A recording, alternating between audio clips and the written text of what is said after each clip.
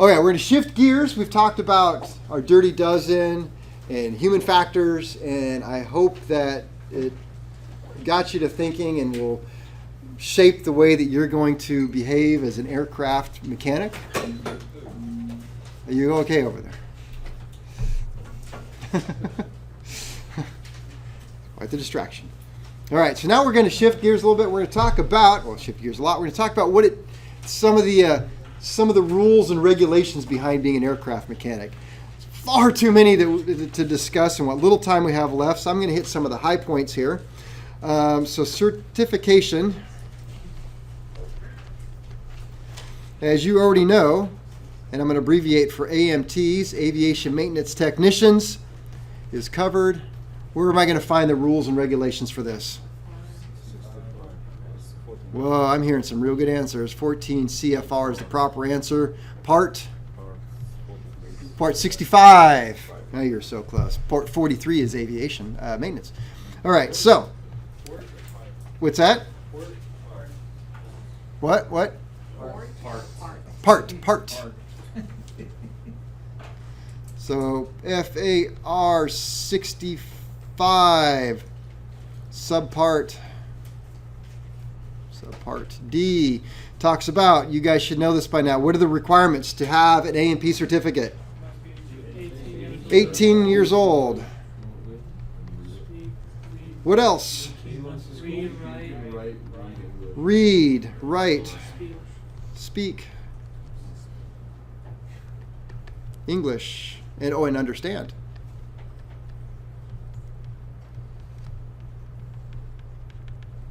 What if you don't?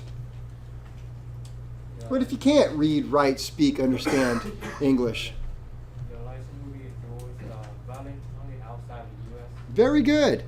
If that is the case, and there are some countries that want their AMTs to have a U.S. License, certificate, it's not a license, their certificate will be stamped valid outside the U.S. only. So valid only outside the U.S. I'll abbreviate. All right, so if you can't, that's what happens. What else? You have to pass the test. All right, have passed all tests. How many tests? 3. 3 written and 1 O&P, oral practical, within 24 months. Where do you find that? Also in Part 65. subpart D. Yeah. All right. What are the ratings?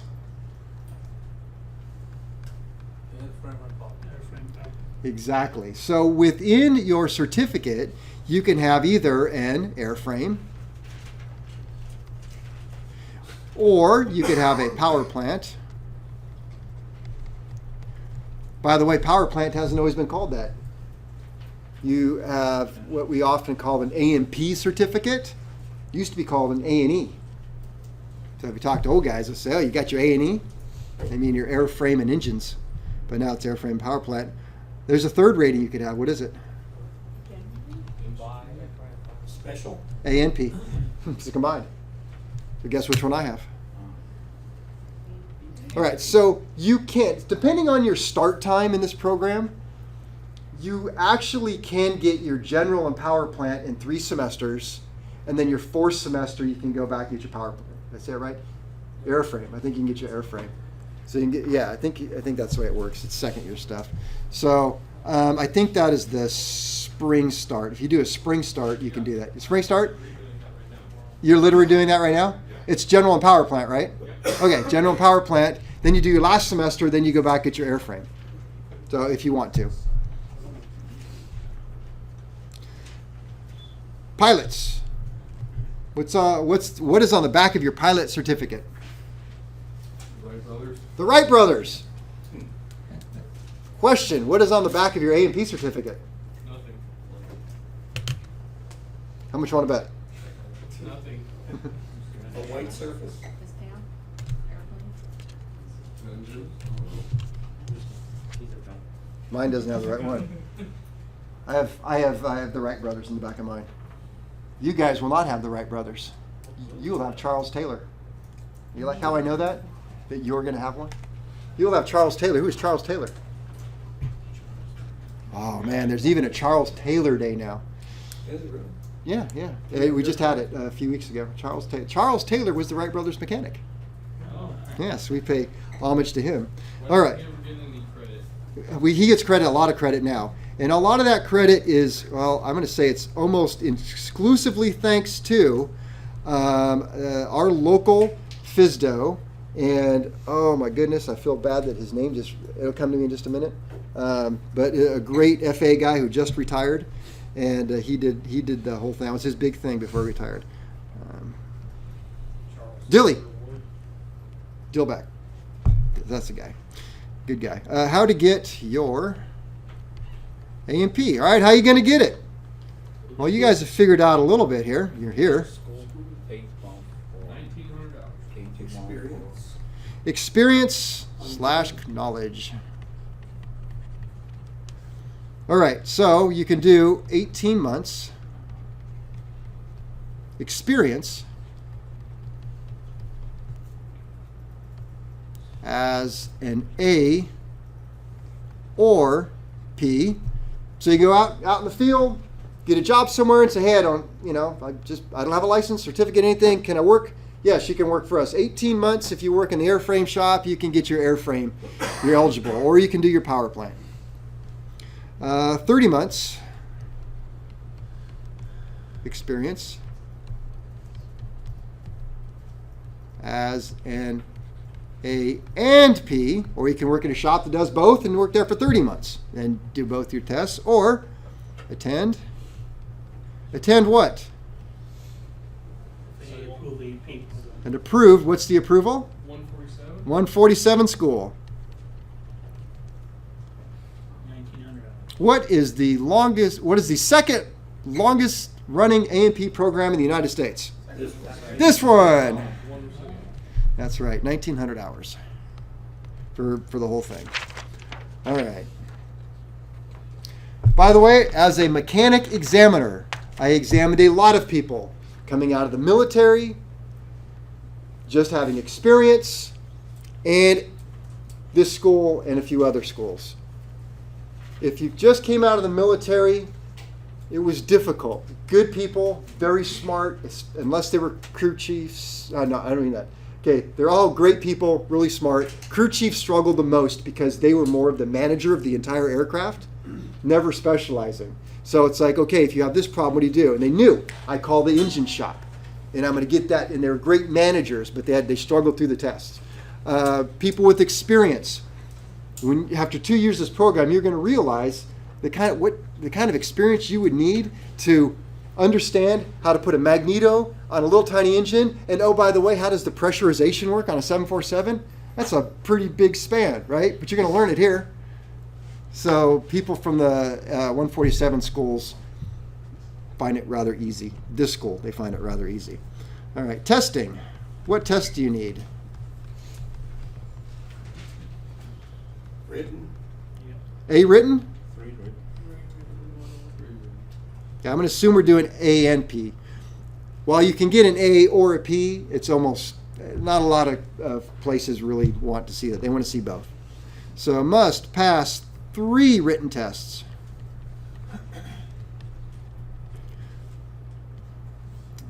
All right, so you got to do a general, the airframe, and the power plant.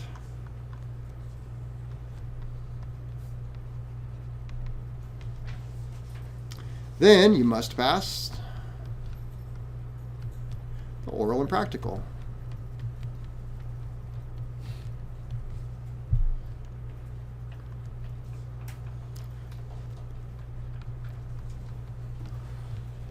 I say it's a certificate, it's not a license. So don't say it's a license to learn, it's a certificate. And it has something to do with tort law. I'm not sure about this, but I heard that it has something to do with tort law, whereby if it was a license, that means that the FAA could be held responsible for giving you a license, but since it's a certificate, then they're not culpable. Certificate. How long does it last? Well, ideally, it's going to last for the rest of your life. All right? But is not active or valid unless, right? So you can carry it around you. It's good for the rest of your life. And this is the amazing thing. Holding licenses in other industries, it just astounds me that my other licenses require hundreds, if not thousands of dollars annually to keep them up. You got to pay fees, and you know what I'm talking about. And the FA, it's free. Outside, you got to pay somebody to take these tests. Tests aren't free. Tests are going to run you about $1,000 total. But you walk in the FA with the right paperwork, I'll give you a license. How much I owe you? You owe me nothing. Don't worry about it. How much I owe you every year? That's fine. Got it covered. It's amazing to me. They don't charge $5. I don't even think they charge you if you lose your certificate. I don't know. I shouldn't. I hope nobody listen. I don't want them to do that. All right. So, 1, approval by the administrator. Who's the administrator? FA. So if nothing else, if the FA says it's valid, it's valid. Don't worry about it. All right. Aside from that, you should know this. You have 6 months experience within 24-month period of time.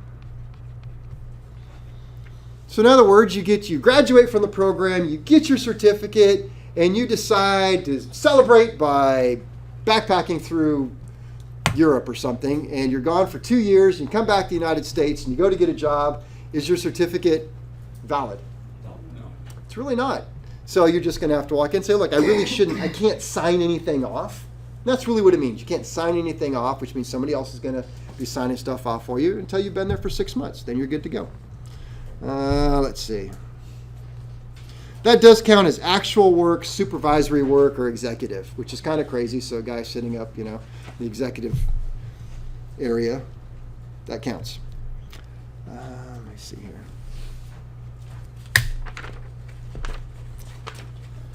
Too much to get into.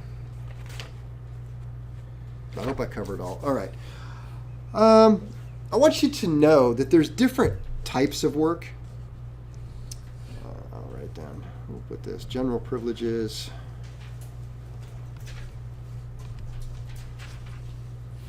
Is that 6 months of full-time work? I knew somebody was going to ask me that question. I don't think there's a time frame in there.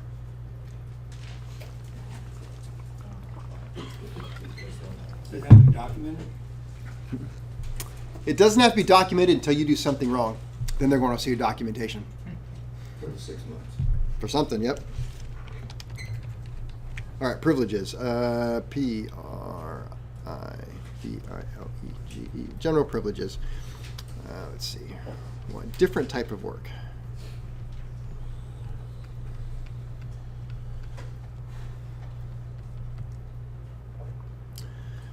So one of the questions I'm asking you on this project 1, and the whole point of that project 1 is I want you to get used to reading the FARs and not be afraid of them, because I've met too many mechanics who won't pick up a book, and everything with them is just hearsay or whatever. I heard you can't do that. Why would you say that? Why don't you look it up? I'm not looking it up. Well, don't be afraid of the FARs. I mean, my copy I had a copy in the toolbox. It was dirty as heck.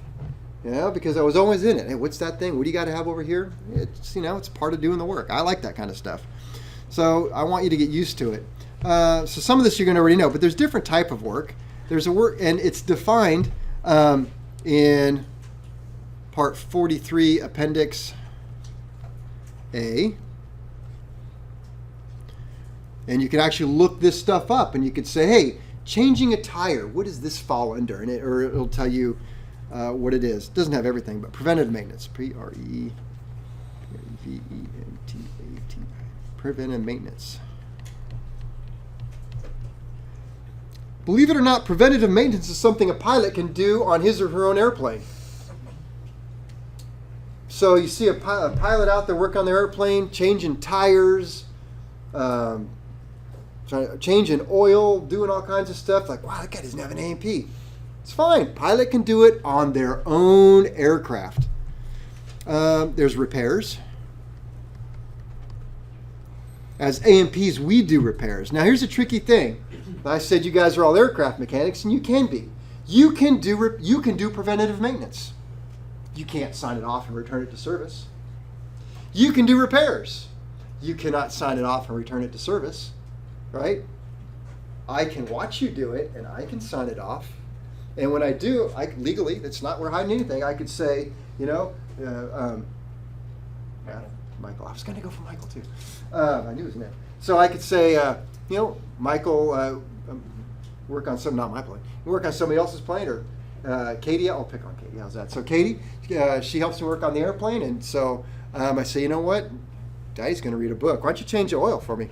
And so she changes the oil. I sit there, read my book. I look over at her every now and then. And so when we get all done, I can write down, oil was changed, this date, tack time, date, all that. Work performed by, and I'm going to put Katie Gehring, and then I'm going to put my signature and my A&P number. Because signature constitutes approval for return to service, and I put her name down as the person who did it. That's 100% legal. So that's preventative maintenance. I could do that under my pilot's license, but I'm an A&P, so I'll do it on my A&P license. There's alterations.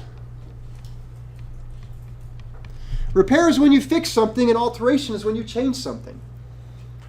Aircraft come with this thing called a Type Certificate Data Sheet, TCDS, Type Certificate Data Sheet.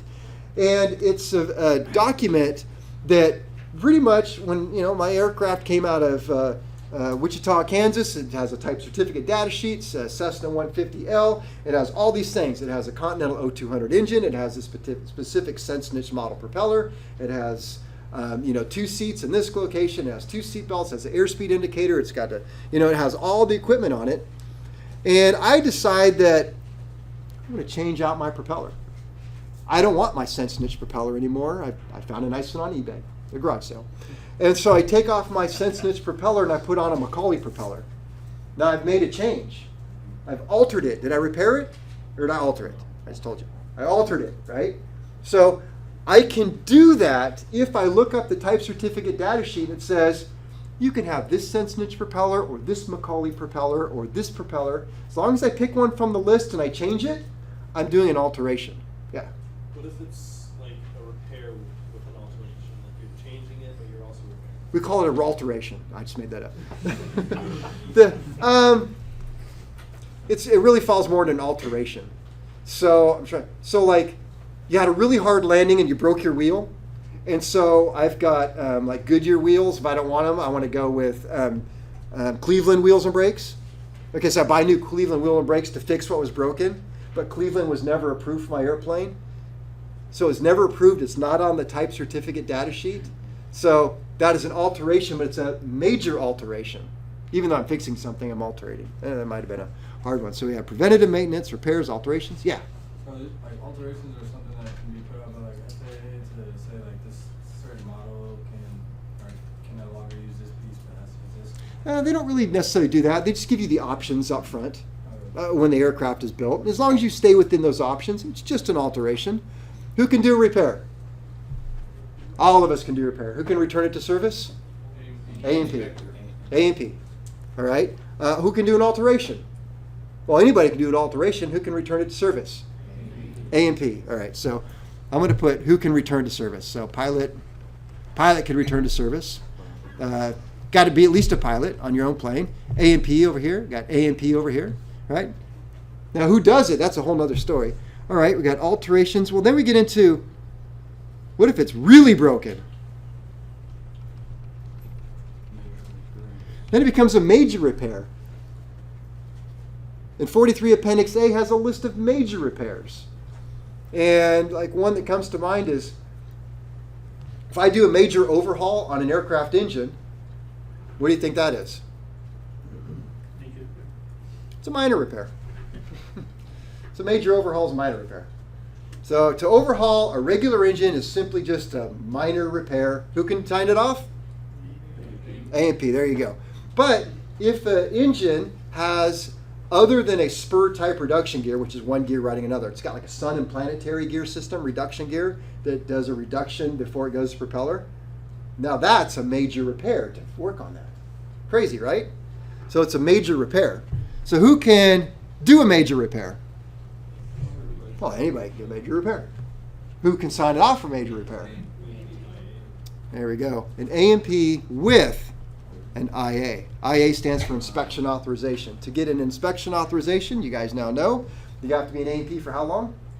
3 years. 3 years. Then you go take a written test. It's probably one of the hardest written tests I've ever taken. And it's all about rules and laws and reading comprehension. Oh, is it reading comprehension? All right. And then we have major alterations. IA stands for? Inspection authorization. And as I already told you, major alteration is when you modify the aircraft outside of its original type certificate data sheet. Probably the most common major alteration is air filters. So Cessnas came with a little paper inside of a metal canister filter. Nobody really likes them because they do work well. And you know what a K&N filter is?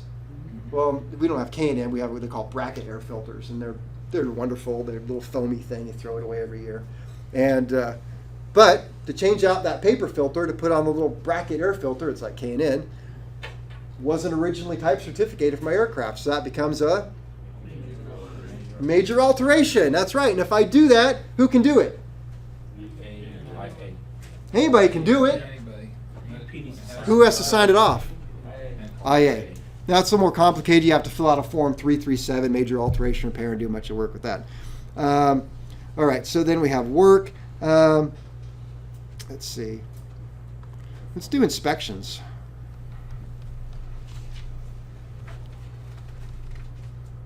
INSPECTO. Inspections. An inspection is not when you change the oil on the airplane, you call me over to look at okay, I changed the oil, and okay, yeah, your oil looks good, I'm going to sign it off. Did I do an inspection? That's not inspection. We're doing what? We're doing work, right?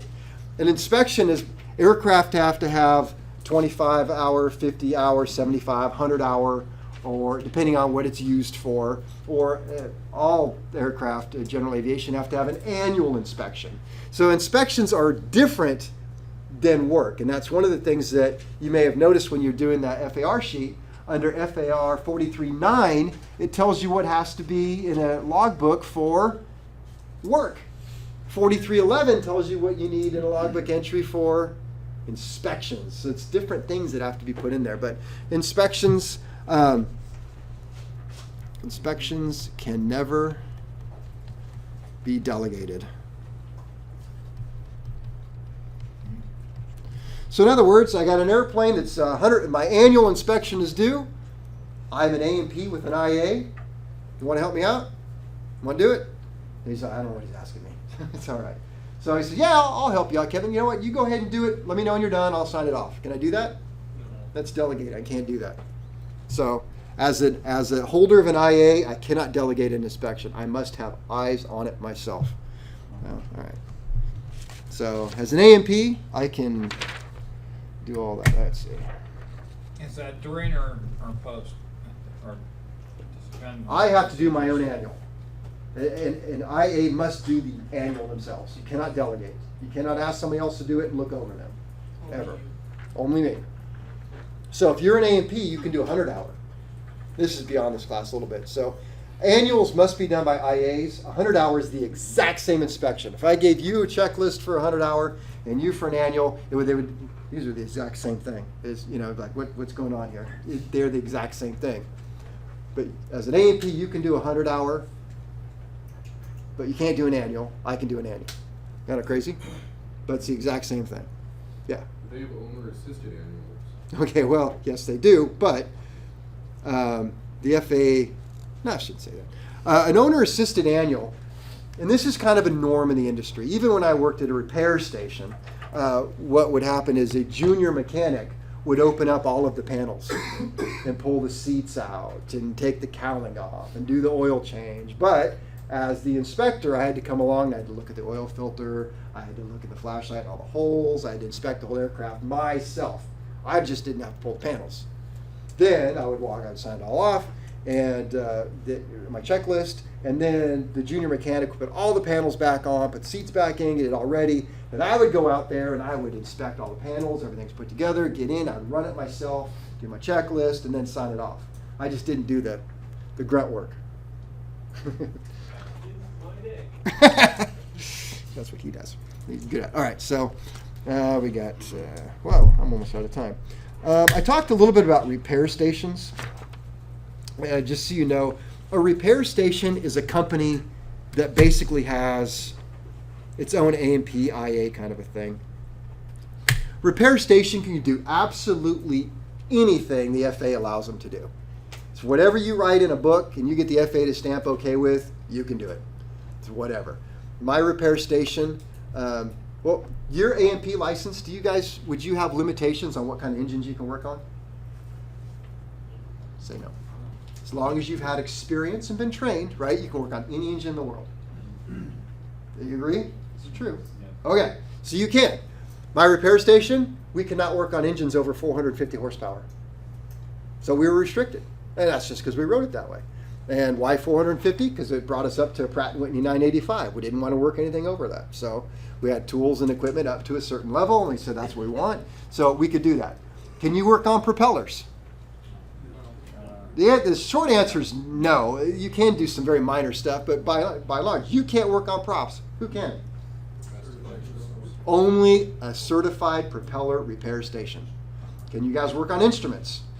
No. That's just a solid no, at all. Who can? Certified repair station. And to become a repair station, the FAA loves repair stations, and they have their op specs book, and it really, what it means is the FAA, I don't want to say they're in their business, but they are. And they have much higher quality control than we have to carry as an A&P. Parts control, quality control, paperwork control, personnel control, drug testing. It's a very exacting way of doing stuff. And so, if you have a choice and you get to work for a repair station, you want to work for repair stations. All right, what else we got?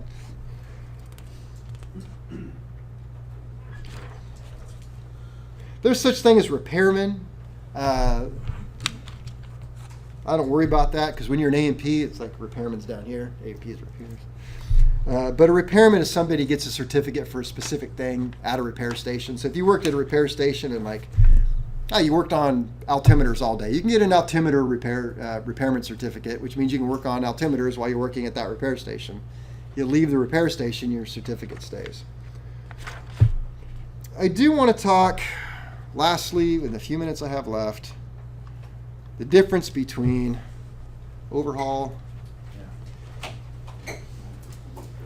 and what? Rebuild.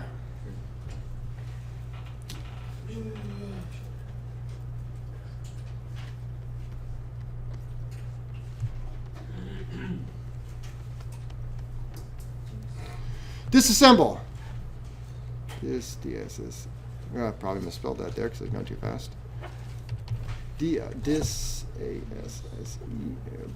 Disassemble.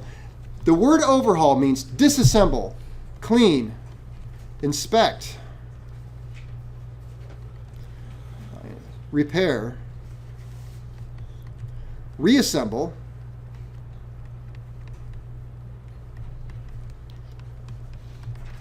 and test.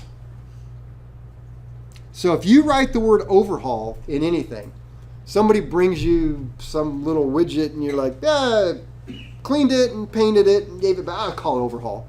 No. It means disassemble, clean, inspect, repair, reassemble, and test. And that's where a lot of people get in trouble in this world, is they don't test it. So you got to have test. And to what standard do you test it? What the book tells you to. What if the book doesn't tell you how to test it? Then don't call it an overhaul. That's what you don't. All right. But it means all of this to serviceable standards. Serviceable is something that is outside of new. So when something is made, and you're going to see this, you guys are going to work on crankshafts. on a crankshaft will have, they'll give dimensions, max new to, minimum to minimum new.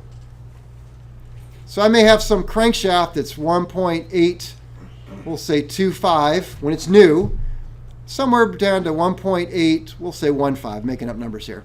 All right, so there's my crankshaft. As long as this piece measures between either one of those, it is considered new tolerances. So let's say I buy this thing, it's at 1.825, I put it in the aircraft, I run it for 1,000 hours, I take it out and measure it, it measures 1.815.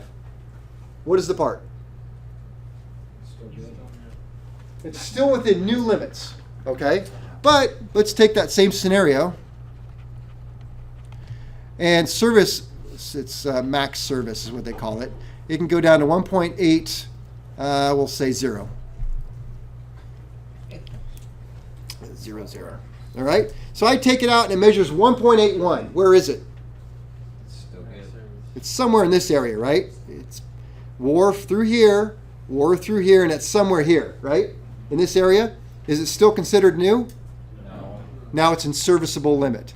So overhaul means to serviceable limits. Got it?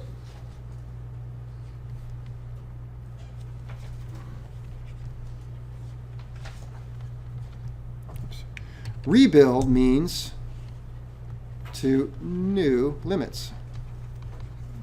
That's the only difference. So if I take an engine, I want to overhaul an engine, I take it apart and I measure every single conceivable measurement given to me in the book, and every single conceivable measurement in that book is within new limits, then I can actually say that I rebuilt it legally. Now, would I say that? That's a whole nother subject. Probably not, because most pilots don't even know what that means. They're like, they don't care. They just want it overhauled, so why should I hang my butt out? If I missed one dimension somewhere that was serviceable, it's really an overhaul. So if there's 100 measurements and 99 of them are within new limits, but one of them's outside of new limits, is it a rebuild or an overhaul? It's an overhaul. But everybody's used to the word overhaul. Just be careful when you use that rebuild. I've seen that before. Somebody just takes something and then, they clean it, paint it, all this stuff. I rebuilt it. Ooh, don't say rebuilt. That's even worse than overhaul, All right, let's see. I hope I covered everything. Oh, one more thing. Yes, we have just a few minutes. I have used the word airworthy many times. What in the world does the word airworthy mean? Flight. What's that? Worthy to take it up for flight. Worthy to take it up for flight? It's part of it. It meets all the specifications for that particular airplane. Ooh, that's the other part. The aircraft conforms to its type design. And what's that type design? What was that piece of paper called? Type certificate data sheets. The aircraft conforms to its type design, or properly altered condition. Means you've done a major alteration into the proper paperwork and is in a condition for safe flight.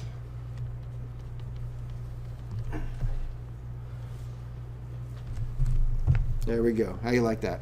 I say things that, like, if something isn't working right in your airplane and it's not tagged, then the airplane isn't in the airworthy condition.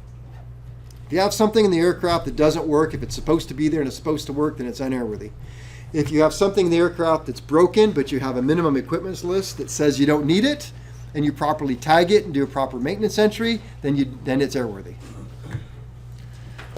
All right. Don't go away mad. Just